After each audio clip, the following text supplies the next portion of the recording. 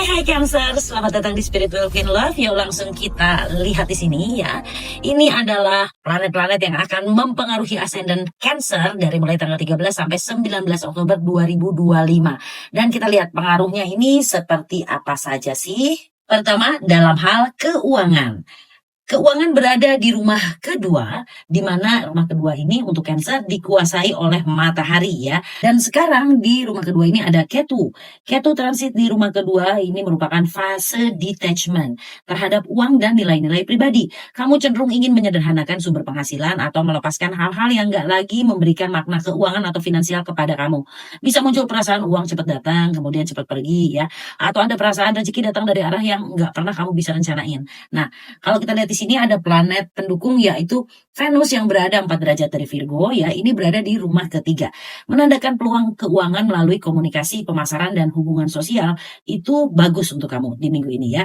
Kalau misalkan kamu bekerja di bidang komunikasi, penjualan, digital marketing atau negosiasi, nah minggu ini tuh bakal sangat produktif ya. Kemudian kita lihat Jupiter. Jupiter berada di akhir Gemini ya. Nah, di 29 derajat Gemini dan berada di rumah ke-12. Ini berarti pengeluaran besar untuk sesuatu yang berguna jangka panjang, misalkan pendidikan, spiritualitas, healing, atau bisnis luar negeri. Bisa jadi harus kamu lakukan atau akan terjadi di minggu ini. Hati-hati dengan pemborosan, terutama untuk hal-hal yang tampaknya spiritual tapi terlalu mahal ya. Highlight keuangan minggu ini untuk para Cancer, rezeki datang dari ide praktis, pekerja keras ya, dan komunikasi jujur. Jadi hindari yang namanya spekulasi ya.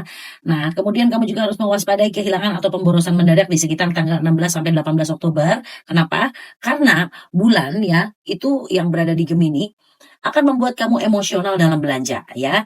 Nah, sekarang kita loncat ke karir dan pekerjaan. Ini berarti kita bicara di rumah ke-10 ya. House of Aries ya, kalau untuk Cancer. Ini dikuasai oleh Mars. Kondisi umumnya ada Uranus di rumah ke-11 ya. Nah, ini ada Uranus di rumah ke-11 di House of Taurus. Jadi dia ada di rumah ke-11 tapi dia 6 derajat dari Taurus ya. Ini memberikan dorongan untuk mengubah cara kamu berjejaring profesional ya. Bisa jadi muncul peluang kerja dari arah yang gak kamu duga atau dari kotak-kotak lama lah ya, teman-teman lama. Nah, kemudian ada Mars di rumah ke-4. Nah, lihat di sini. Oke. Mars di rumah keempat, apa sih artinya? Jadi kalau kita bicara Mars, Mars ini adalah planet yang berhubungan dengan agresi ya atau semangat gitu ya, karena berhubungan dengan dewa perang. Nah, ini berada di rumah keempat, menandakan aktivitas kuat di rumah atau basis kerja itu akan terjadi di minggu ini. Terus bagus juga untuk kamu yang bekerja dari rumah, bisnis keluarga atau proyek properti ya, sangat-sangat bagus. Pokoknya yang berhubungan sama rumah aja ya. Nah, kemudian ada Saturnus di rumah ke-9 ya. Nah, ini dia, lihat di sini. Nah, ini dia. Ini menandakan adanya hambatan sementara dari misalkan masalah hukum, izin, atau mungkin ada administrasi yang harus kamu selesaikan berkenaan dengan pekerjaan ataupun bisnis kamu ya. Nah, pergerakan pentingnya ya selama minggu ini adalah Mars yang membentuk square ya ke Pluto di Capricorn. Nah, jadi ya Mars ini dia membentuk square dengan Pluto di Capricorn, maka artinya bisa ada konflik kekuasaan dengan atasan, mitra kerja atau pasangan kalau kamu melakukan bisnis bersama ya. Sekali lagi Mars ketemu sama Capricorn yang stern gitu ya. Nah, kalau sudah ada bisnis bersama seperti ini, kamu harus menghindari adu ego dan lebih baik fokus pada strategi ya.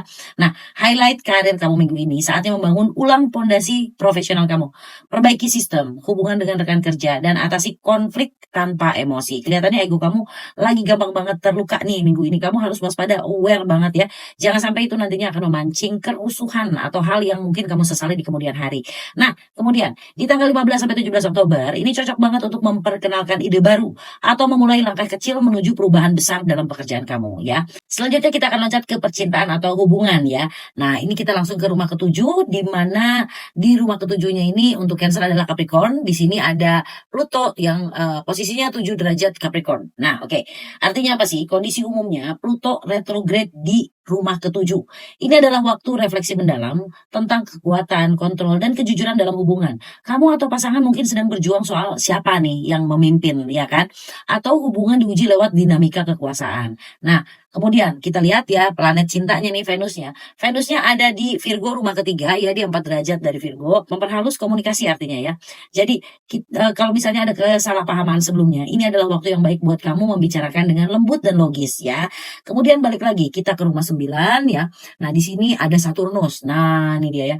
Saturnus di Pisces ya. Ini rumah ke-9, ini akan membuat kamu memikirkan hubungan jangka panjang, apakah sejalan dengan visi spiritual dan masa depan kamu atau enggak gitu ya. Nah, untuk kamu yang single, energi Venus dan Mars harmonis antara rumah ketiga dan rumah keempat ya. Ada potensi kamu ketemu seseorang lewat interaksi sehari-hari. Untuk yang single ya, bisa di lingkungan kerja atau tetangga. Tapi jangan terburu-buru karena energi Mars di Libra bisa memunculkan ilusi harmoni padahal sifatnya cuma sementara ya. Highlight cinta minggu ini perlu keseimbangan antara logika ya, Venus di Virgo, kemudian emosi. Nah, bulan di Gemini ya. Nah, ini menuntut kamu untuk tidak memaksakan hubungan yang nggak lagi memberikan kedamaian. Udahlah, sekarang mah fokus aja pada komunikasi yang lebih terbuka ya. Kesimpulan spiritualnya, transit minggu ini mengajak kamu berdamai dengan ketidakpastian. Karena sekali lagi ada bulan ya dan juga Jupiter di rumah ke-12, artinya kamu sedang didorong untuk mempercayai intuisi dan menyerahkan sebagian kontrol ya, terutama dalam hal cinta dan karir. Nah, kekuatan kamu sendiri itu akan datang dari stabilitas batin, bukan dari maksain hasil ya. Oke, terima kasih sudah menyimak sampai akhir. Itu dia untuk para Cancer dari tanggal 13 sampai 19 Oktober 2025. Jangan lupa untuk like, komen, dan subscribe. Semoga kamu selalu berbahagia dan berkelimpahan. Have a nice day.